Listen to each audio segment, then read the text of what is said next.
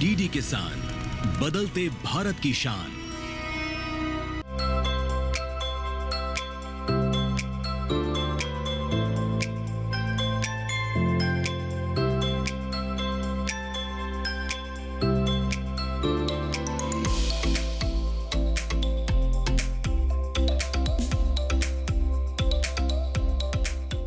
D2C यानी direct to consumer agri retail model के कई फ़ायदे हैं। सबसे पहला तो यही कि बिचौलिए नहीं होने की वजह से विक्रेता को अपनी वस्तुओं के अच्छे दाम मिल जाते हैं। साथ ही साथ उपभोक्ता को भी बढ़ी हुई कीमतें नहीं चुकानी पड़ती। नमस्कार, आप सभी का स्वागत है हमारे प्रोग्राम कृषि स्टार्टअप की सीरीज़ एग्रीटेक स्टार्टअप में। तो बिना देर किए मिलवाते हैं आपको आज के हमारे एंटरप्रेन्योर से और जानते हैं कि वो D2C प्लेटफॉर्म के ज़रिए हमारे किसान भाई बहनों को क्या कुछ लाभ पहुंचाने का काम कर रहे हैं। मैं doctor Ramesh Vishwal, founder and CEO भिलामार्ट। भिलामार्ट जो है वो एक फिजिकल मार्केट प्लेस का ऊपर काम कर रहा है, जिससे फार्मर हो या एपीओ हो या एसएसजी हो, उसको एक मार्केट प्लेस मिल सकता है। थ्रू टेक्नोलॉजी इसका एक्सपेंशन हो सकता है, जैसे मतलब इंक्लूसिव मॉडल में कंज्यूमर को कैसे अच्छा प्रोडक्ट मिल सकता है, तो उसी के ऊपर बेसिकली भिलामार्ट काम कर रहा है।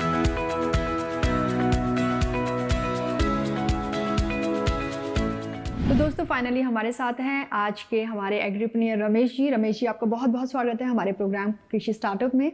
तो जैसा कि हमने जाना कि भिलामार्ट प्लेटफॉर्म पर आप हैं, जो कि D2C है यानी डायरेक्ट टू कंज्यूमर है। तो सबसे पहले और अच्छे से जानना चाहेंगे कि भिलामार्ट क्या है और किस तरह से ये जो एग्री रिटेल मॉडल है उसको ट्रांसफॉर्म करता है। नमस्कार। भिलामार्ट बेसिकली एक एग्री टेक स्टार्टअप जो D2C मार्केट प्लेस का ऊपर काम कर रहा है। और हमारा जो मॉडल है बेसिकली फिजिटल हम मॉडल बोलते हैं। फिजिटल मतलब फिजिकल विथ डिजिटल, क्योंकि इंडिया एक कंट्री है जहां फिजिकल प्रेजेंस बहुत ज़रूरी है। जैसे हमारा रोड साइड दुकानदार जो है या वेजिटेबल वेंडर है, ग्रोसरी स्टोर है, इन लोग का ऊपर ज़्यादा मतलब कंज्यूमर का भरोसा है। और इसी वजह से वो वाला मॉडल को अगर थोड़ा सा ऑर्गेनाइज कर पाएंगे और ये अगर D2C का एक चेन बना लेंगे, तो ये एक्चुअली ज़्यादा बेनिफिट देगा, not only for the consumers but also farmer के लिए भी। तो इसी वजह से ये जो भिलामार्ट का हमारा जो परिकल्पना था कि कैसे एक D2C मार्केट चेन बनेगा, मिडिल मैन रिड्यूस हो जाएंगे, डायरेक्ट फार्मर से सामान आएगा और कंज्यूमर को डायरेक्ट मिलेगा। और इसमें जो मिडिल मैन जो है या फिर जो रोड साइड वेजिटेबल वेंडर है, वो भी शामिल हो पाएंगे। तो आपने कहा ये एक फिजिटल मॉडल है, तो ये जो फिजिटल मॉडल है किस तरह से जो ट्रेडिशनल एग्री रिटेल मॉडल है उससे अलग है? ट्रेडिशनल जो रिटेल चेन है उसमें क्या होता है ना, ये अनऑर्गेनाइज्ड है। कहाँ से सामान आता है, कहाँ सेल होता है, कितना प्राइस में सेल होता है, स्टॉक क्या है, कितना नुकसान या वेस्टेज होता है, वो किसी का पास कुछ मतलब रिकॉर्ड नहीं है इसका। तो इसी वजह से मतलब ना फार्मर को बेनिफिट मिल रहा है, ना कंज्यूमर को बेनिफिट मिल रहा है, ना जो वेस्टेज को हम रोक पाते हैं। तो इसी वजह से हमारा जो फिजिटल मार्केट प्लेस का जो परिकल्पना है, इसमें क्या होता है ना, डाटाबेस डिटेल्स मेंटेन होता है, डिजिटल जो डिजिटलाइज हो जाता है, कहाँ से सामान आता है, सोर्सिंग कोड क्या है, और फार्मर का डिटेल इन्फॉर्मेशन भी रहता है इसमें, कितना स्टॉक आया, प्राइस क्या है और कितना प्राइस में सेल करेंगे, फिर कंज्यूमर को किसको हम सेल कर रहे हैं, कितना प्राइस में सेल कर रहे हैं, वो पूरा का पूरा रिकॉर्ड इसमें बनता है। और साथ साथ जो दुकानदार जो है उनको भी इसका पॉजिटिव मतलब बेनिफिट मिलेगा। कैसे ना, इनका जो सपोज फ्रेंचाइज वो ले लेंगे भिलामार्ट का, जो इसी के साथ जोड़ जाएंगे, तो उनका स्टॉक क्या है, कितना प्राइस में सेल हुआ, प्रॉफिट क्या हुआ, लॉस क्या हुआ और वेस्टेज कैसे रिड्यूस होगा, वो पूरा का पूरा डाटाबेस बन जाता है। इसका जब बड़ा आकार में इसका प्लान होता है, वेस्टेज जो इंडिया का भी अभी है 40-50% का आसपास ये है, तो वो अभी हम किए हैं बिलो 10%। और विथ टाइम एक क्या हो जाएगा, बिलो 10%, और साथ साथ हम प्लान कर रहे हैं जीरो वेस्टेज कैसे होगा इस सेक्टर में। तो ये सब पॉसिबल जब ये फिजिटल मार्केट चेन बन जाएगा और साथ साथ मल्टीपल टेक्नोलॉजी और डिफरेंट सेक्टर इंटीग्रेट हो जाएंगे। तो आपने यहाँ पे वेस्टेज को रिड्यूस करने की बात कही है, तो जानना चाहेंगे कि किस तरह की टेक्नोलॉजी आप यहाँ पर यूज़ कर रहे हैं कि जिससे जो वेस्टेज होता है एग्री में वो कम हो जाएगा। फर्स्ट थिंग कि जब हम परचेज करते हैं, हमारा डिमांड के हिसाब से हम परचेज का प्लान बनाते हैं और कहाँ से आएगा सामान वो एग्रीगेट करते हैं कि नहीं ये फार्मर से इतना क्वांटिटी का आएगा। और जब हार्वेस्ट होता है उसका किस मतलब कौन सा टाइम में हार्वेस्ट होगा, कैसे पैकेजिंग होगा, कैसे आएगा, उसी हिसाब से हम फार्मर को गाइड भी करते हैं। और जब सामान आता है फिर प्रॉपर सॉर्टिंग ग्रेडिंग वगैरह होता है। जब ये वाला प्रोसेस मेंटेन हो जाता है तो यहाँ कुछ मतलब शॉर्टेज मतलब वेस्टेज का कम हो जाता है। और साथ साथ जब सॉर्टिंग ग्रेडिंग हो जाता है, हमारा डिफरेंट मार्केट चेन है, मतलब डिफरेंट कंज्यूमर सेगमेंट है। जैसे प्रीमियम कस्टमर सेगमेंट है जो हम क्विक कॉमर्स के थ्रू सर्व करते हैं, हमारा खुद का आउटलेट है, मोबाइल आउटलेट और स्टैटिक आउटलेट है, तो उसी को थ्रू कुछ कस्टमर का मतलब कस्टमर को हम कवर करते हैं।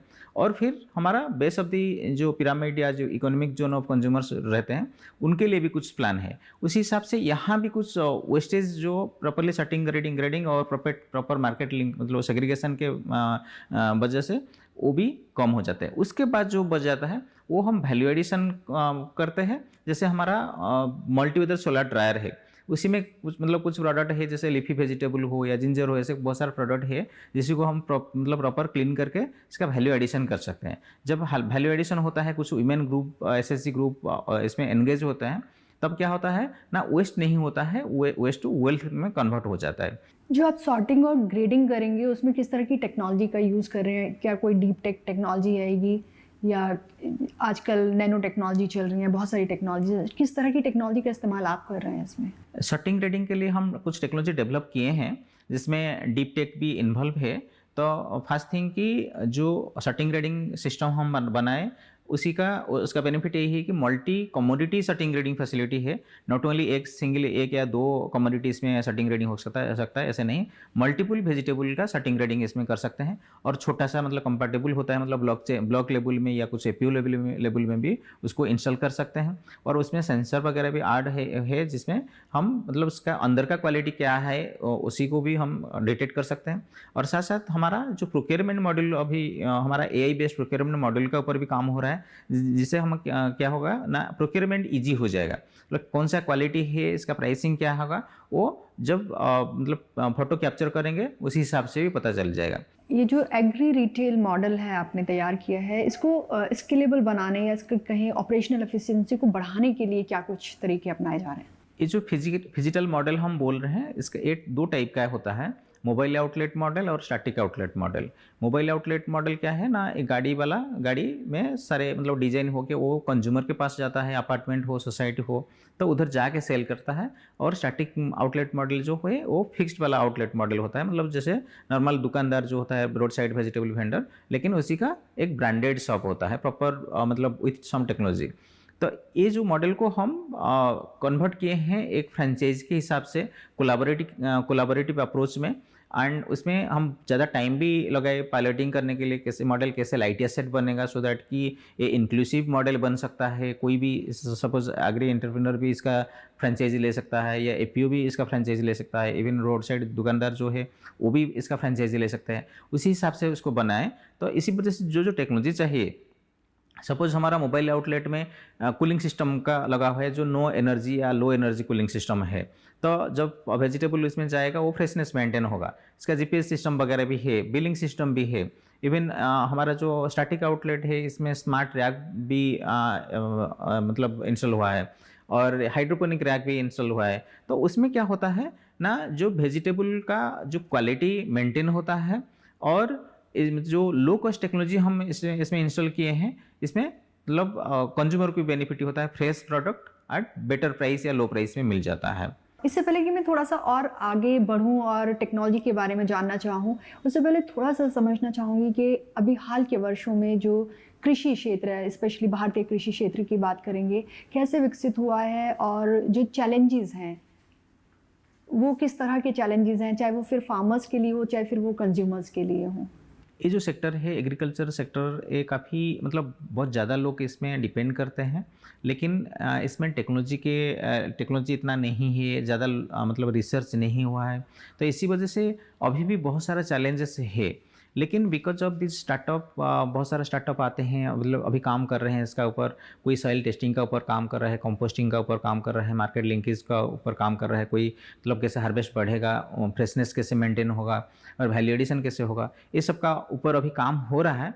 मतलब विथ टाइम ये वाला सेक्टर बहुत अच्छा करेगा, लेकिन अभी बहुत सारा चैलेंजेस है। जैसे जो स्कीम गवर्नमेंट का स्कीम हो वो फार्मर के पास पहुंच नहीं पाता है, वो प्रॉपर ट्रेनिंग भी उनको नहीं मिलता है। सपोज हम जैसे डे टू डे बेसिस में हम प्रॉब्लम फेस करते हैं कि कंज्यूमर को कौन सा क्वालिटी का प्रोडक्ट चाहिए, वो फार्मर अवेयरनेस नहीं है।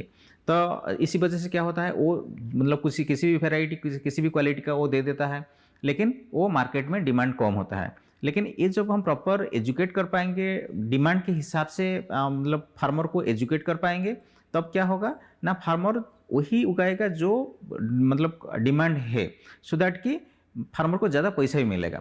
और साथ साथ जो हमारा लॉजिस्टिक वगैरह वो हम ज़्यादा टेक्नोलॉजी यूज नहीं कर पा रहे हैं अभी इंडिया में। कैसे मतलब जैसे हम एक कोल्ड स्टोरेज का डेवलप किए हैं। कोल्ड स्टोरेज क्या है ना, सपोज गांव में हम काम कर रहे हैं तो मतलब फार्मर का एक्स्ट्रा रूम भी है, एक एक्स्ट्रा रूम को अगर हम थोड़ा सा एसी और कुछ टेक्नोलॉजी छोटा टेक्नोलॉजी लगा के अगर कन्वर्ट कर देंगे as a cold store, then क्या होता है, वो 4-5 दिन तक इसका फार्मर का जो प्रोडक्ट है वो फ्रेश मेंटेन हो जाता है। तो कभी कभी क्या होता है ना, ये आज सामान हम सेल नहीं कर पाएंगे, कल या परसों सेल कर पाएंगे, मतलब 2 दिन हम इसको रुक पाएंगे, तो पैसा मिल जाता है उसको फार्मर को। ये छोटा सा टेक्नोलॉजी है, तो लेकिन ये छोटा टेक्नोलॉजी जब गांव में जाके पहुंचेगा, और ये यूजर फ्रेंडली टेक्नोलॉजी होना चाहिए सो दैट कि फार्मर यूज कर पाएगा, तब क्या होगा ना, ये सेक्टर में चेंज आएगा। D2C एग्री रिटेल मॉडल के जरिए और हमारे किसान भाई बहनों को क्या कुछ लाभ होने वाला है ये भी जानेंगे, लेकिन उससे पहले लेंगे एक छोटा सा ब्रेक। कहीं जाइएगा नहीं, बने रहिए हमारे साथ डीडी किसान पर। नवाचारी और नवोन्मेषी शिक्षा व्यवस्था से युवाओं की आशाओं को नई उड़ान दे रहा है नया उत्तर प्रदेश। ग्रामीण परिवेश हो या फिर नगरीय क्षेत्र, गुणवत्ता युक्त शिक्षा बनी है नए उत्तर प्रदेश की पहचान। स्कूल चलो अभियान और शारदा प्रोग्राम जैसे अभिनव प्रयासों से ड्रॉप आउट दर में आई है उल्लेखनीय गिरावट। ऑपरेशन कायाकल्प और टैबलेट वितरण जैसे कदमों से डिजिटल शिक्षा को मिले हैं नए आयाम। बेसिक शिक्षा से हायर एजुकेशन तक शिक्षा में उठाए गए अभूतपूर्व कदमों से हुआ है एजुकेशन का ट्रांसफॉर्मेशन। अंत्योदय और बिना किसी भेदभाव के सबको समान शिक्षा का अधिकार बना है युवाओं के उज्जवल भविष्य का आधार। वर्ष 2017 के बाद डबल इंजन सरकार के अभिनव प्रयासों ने नए उत्तर प्रदेश की शिक्षा व्यवस्था में किया है युगांतकारी ट्रांसफॉर्मेशन। समान शिक्षा का अधिकार, डबल इंजन सरकार।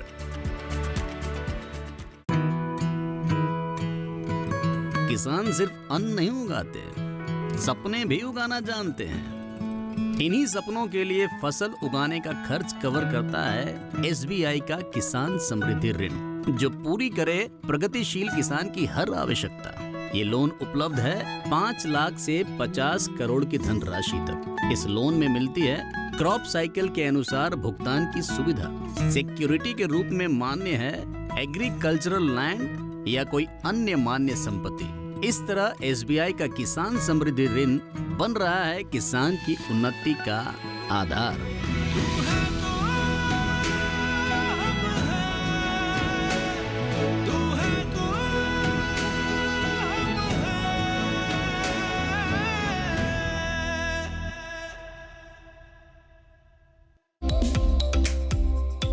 Welcome back to our show Krishi startup, और आज हैं हमारे साथ एग्रीप्रेन्योर रमेश जी।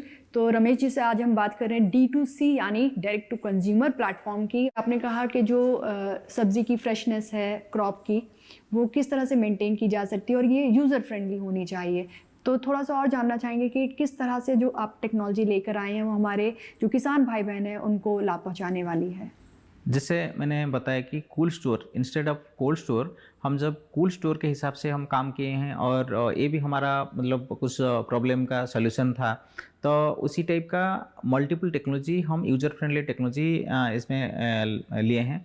जैसे हमारा एक मल्टी वेदर सोलर ड्रायर, क्योंकि India is a solar rich country, तो जब सोलर एनर्जी को हम यूज करेंगे बहुत सारा जगह में ऐसे वैल्यू एडिशन कर पाएंगे। जैसे हमारा करी पत्ता हो या भिन्न कोरिएंडर लीफ हो या बाकी ऐसे पत्ता हो या भिन्न अनियन फ्लेक्स हो, वो बहुत कुछ कर पाएंगे जब इसको सोलर ड्रायर के हिसाब से मतलब यूज करके, सोलर एनर्जी यूज करके सोलर ड्रायर में इसको ड्राई कर देंगे। तो वो भी हम इनोवेट किए जब मतलब नीड रहा। तो साथ साथ जब कंज्यूमर को चाहिए केमिकल फ्री प्रोडक्ट्स, लेकिन फार्मर के पास ऑप्शन नहीं है ज़्यादा, मतलब ऑर्गेनिक बनाने का जो माहौल जो चल रहा है, ऑर्गेनिक सर्टिफिकेशन वगैरह ये सब कुछ इशू है।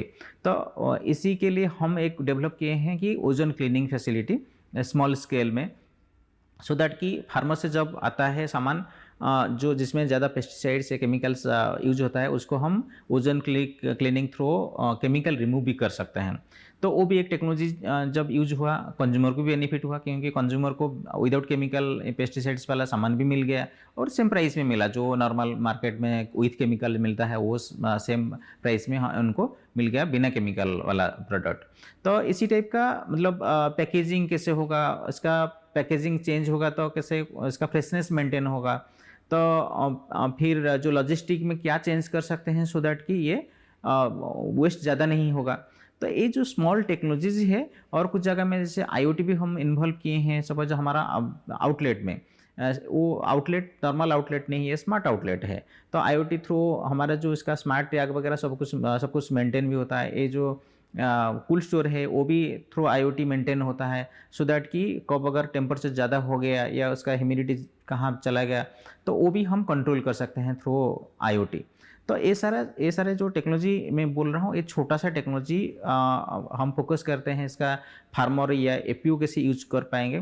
तो इसीलिए हाई-फाई टेक्नोलॉजी हम यूज नहीं करते हैं, जो यूजर फ्रेंडली टेक्नोलॉजी और फार्मर यूज कर पाएगा उसी हिसाब से हम बनाते हैं। बात करते हैं कोलैबोरेशन की, तो इतने बड़े बड़े आजकल FPOs हैं या सेल्फ हेल्प ग्रुप्स हैं, आप इनके साथ कोलैब कर रहे हैं, और अगर कर रहे हैं तो किस तरह से? हमारा जो मॉडल है basically collaborative model, inclusive model है।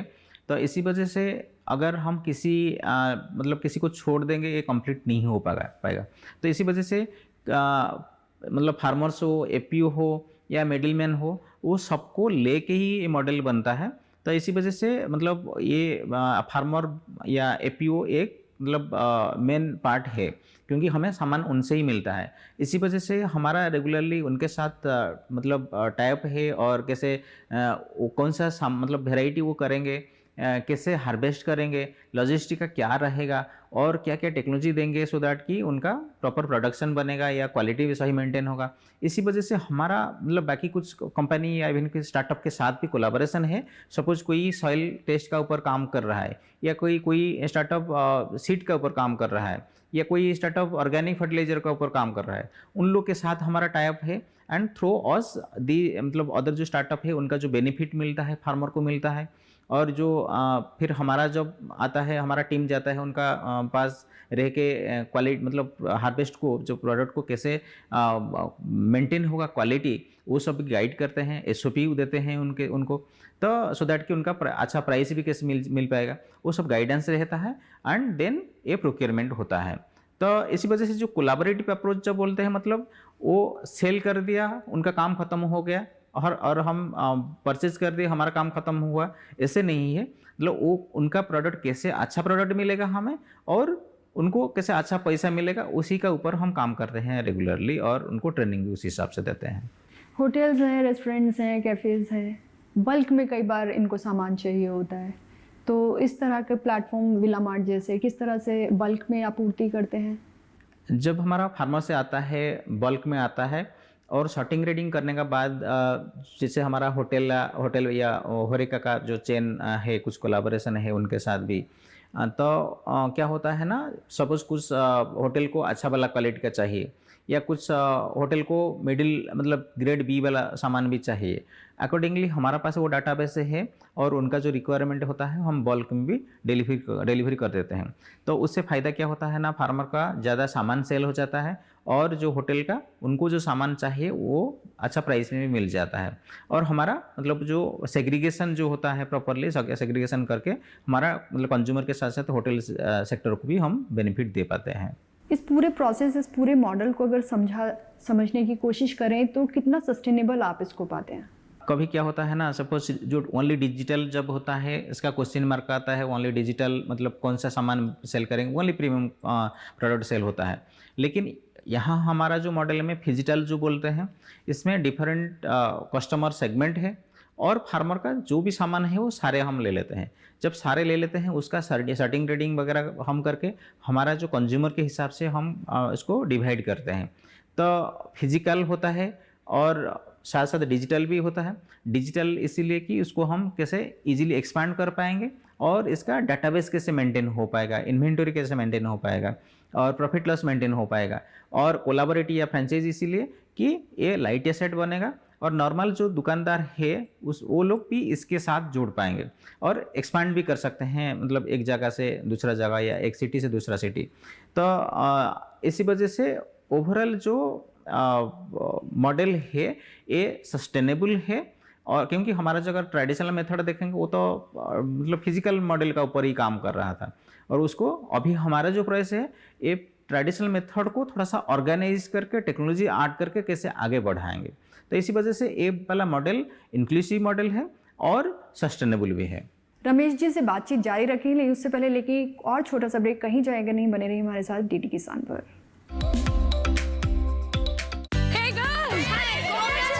आज तो पार्टी चाहिए। चैंपियन के साथ सेल्फी लेंगे। आइडिया, यही करते हैं पार्टी।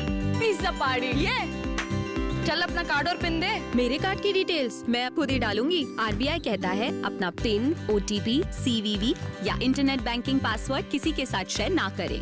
ऑनलाइन बैंकिंग सिर्फ अपने कंप्यूटर, मोबाइल और सिक्योर नेटवर्क से करें। बाय गर्ल्स, कहाँ जा रही है? सुना नहीं, नो शेयरिंग। आरबीआई कहता है जानकार बनिए, सतर्क रहिए। आज देश का किसान बढ़ा रहा है कृषि आधारित उद्योग की ओर कदम। उसकी इस यात्रा में साथ है एसबीआई का agri and food enterprise loan. हर प्रकार की फूड प्रोसेसिंग तथा कृषि निर्यात इकाई के लिए संपूर्ण समाधान। ये लोन उपलब्ध है 1 लाख से 100 करोड़ की धनराशि तक और इसको चुकाने की समय सीमा है अधिकतम 10 साल। क्रेडिट गारंटी कवर की सीमा तक 0 कोलेटरल सिक्योरिटी। एसबीआई का agri and food enterprise loan बन रहा है किसान की उन्नति का आधार।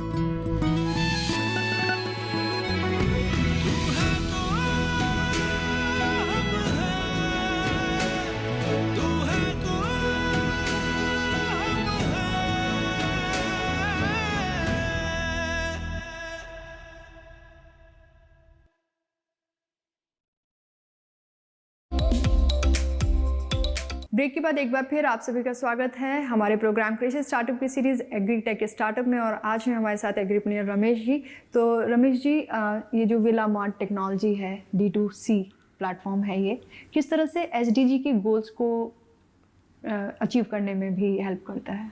हमारा एक्चुअली मोस्ट SDG गोल कवर होता है इसमें, मतलब अराउंड 9 SDG गोल इसमें कवर होता है। क्योंकि हम जो बेस ऑफ द पिरामिड जो है, इवन हमारा जो गाड़ी जब गांव में घूमता है कैसे फीड करता है, जो प्रॉपर्टी का ऊपर काम होता है उसी को भी एड्रेस करता है। फार्मर को कैसे ज़्यादा पैसा मिलेगा, और जो बैटरी ऑपरेटेड व्हीकल हमारा जो घूम रहा है, एनर्जी मतलब क्लाइमेट फ्रेंडली जो क्लाइमेट इशू को उसी में एड्रेस होता है। लो एनर्जी कूल स्टोरेज या कोल्ड स्टोरेज या no energy cooling system in और जो मोबाइल आउटलेट, वो भी क्लाइमेट रेजिलेंट को भी ऊपर काम होता है। और साथ साथ जो वेस्टेज भी कम होता है, तो वो भी एक पॉजिटिव पॉइंट है कि मतलब क्लाइमेट रिलेटेड आता है।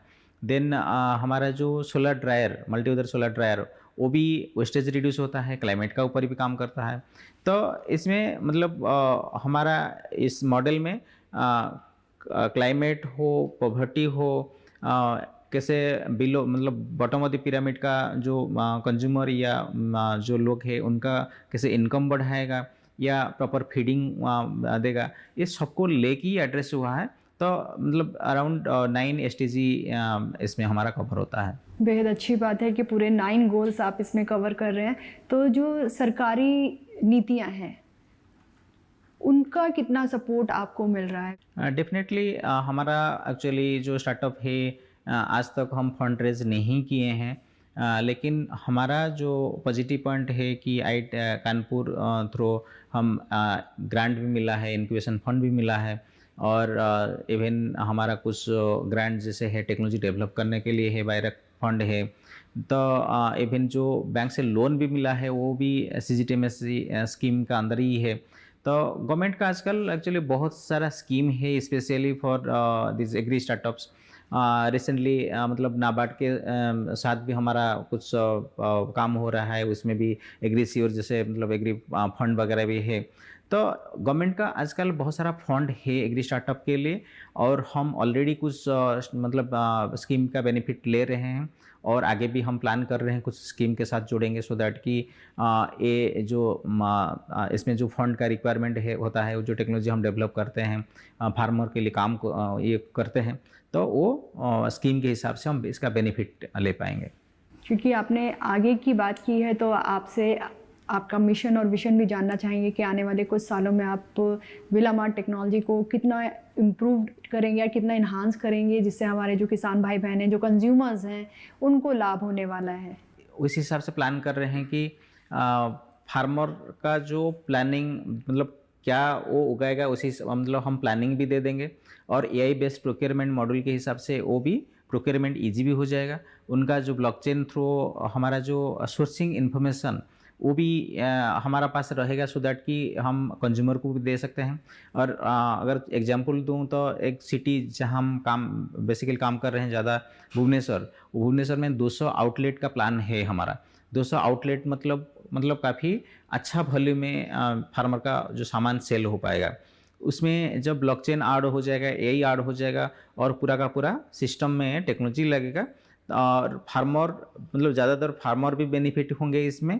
और फार्मर का जो बार्गेनिंग आजकल जो ये होता है मार्केट में, बार्गेनिंग करके जो लेते हैं, वो वाला सिस्टम हम नहीं रखना चाहते हैं। इसमें मतलब भागीदारी के हिसाब से ही करेंगे, कोलैबोरेटिव अप्रोच में करेंगे, सो दैट कि मतलब जो कंज्यूमर को कितना प्राइस होगा या सेलिंग होगा, उसका वो डिसीजन फार्मर के पास ही रहेगा।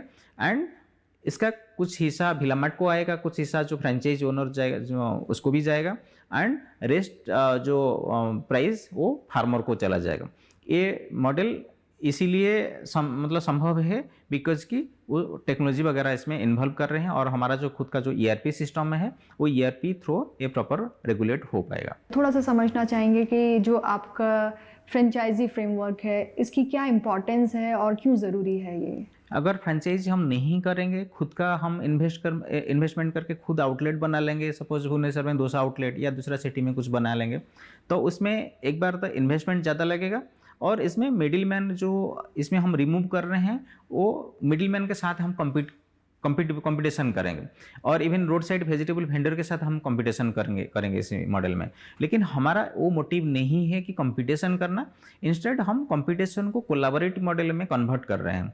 तो इसी वजह से जब हम मतलब एक मॉडल डेवलप करके हम मार्केट को दे रहे हैं, ये वाला मॉडल, इसमें वेस्टेज कम होगा, प्राइस अच्छा मिलेगा, और बेनिफिट भी अच्छा मिलेगा, फ्रेशनेस मेंटेन होगा, और फार्मर का सामान डायरेक्ट इसमें ला के हम सेल कर सकते हैं। तब तो क्या होता है ना, मतलब जो दुकानदार है, सपोज जो वेजिटेबल वेंडर आज है, उनके पास हिसाब नहीं है कितना प्रोडक्ट ला रहे हैं, कितना सेल करता है, कितना प्रॉफिट हो रहा है, कितना इसका स्टॉक है। तो इसी वजह से वो एक मतलब सिंगल जो दुकान है वो मतलब 10-12 साल 15-20 साल से वो करके ही बैठे हैं, उसका इम्प्रूवमेंट नहीं हो रहा है। लेकिन इसी जो हमारा जो फ्रेंचाइज मॉडल में क्या होता है ना, एक जो वेजिटेबल वेंडर वो 2-3 भी शॉप खुल सकता है, क्योंकि इसमें टेक्नोलॉजी ऐड हो गया, और कोई भी स्टाफ अगर रखेगा तो वो भी मतलब वो एक ओनर बन सकता है, और ओनर के हिसाब से वो जब 3-4 बंदा रख के 4-5 आउटलेट भी ये ऑपरेट करेगा, उसको ज़्यादा भी प्रॉफिट मिलेगा। तो जाते जाते आपसे जानना चाहूँगी कि आज आप हमारे जो व्यूअर्स हैं उनको क्या मैसेज देना चाहेंगे? यही मैसेज है कि कहाँ प्रॉफिट कम होता है, लेकिन मॉडल इंक्लूसिव होना चाहिए और सस्टेनेबल होना चाहिए, उसी का ऊपर मतलब मेन फोकस होना चाहिए मतलब एक स्टार्टअप का। तो शायद रमेश जी ये कहना चाह रहे हैं कि जब भी आप कुछ नया करना सोचें, अपना स्टार्टअप खड़ा करना सोचें, तो पहले सोचिए कि उससे दूसरों को कितना बेनिफिट होने वाला है और वो सस्टेनेबल कितना है। रमेश जी, आप अपने जो विजन है, जो मिशन है, आप उसमें जल्दी से कामयाब हो और कंज्यूमर्स और हमारे फार्मर्स को इसी तरह फ़ायदा पहुँचाते रहें। आपका बहुत बहुत धन्यवाद रमेश जी। नमस्कार। दोस्तों, हमारी एग्रीटेक स्टार्टअप सीरीज़ का मकसद यही है कि हम अपने किसान भाई बहनों तक कृषि से जुड़ी उन सभी आधुनिक तकनीकों को पहुंचाएं जिनकी मदद से वो न सिर्फ अपनी आय में इजाफा कर सके, बल्कि तकनीक का इस्तेमाल करके वो अपने समय और श्रम की बचत भी कर पाएं। दोस्तों, आपको ये प्रोग्राम कैसा लगता है हमें बताइएगा ज़रूर। हमारी मेल ID है digital.agrikisan@gmail.com। अगले हफ्ते एक नई स्टार्टअप जर्नी को लेकर फिर हाजिर होंगे। तब तक के लिए दीजिए इजाज़त। नमस्कार।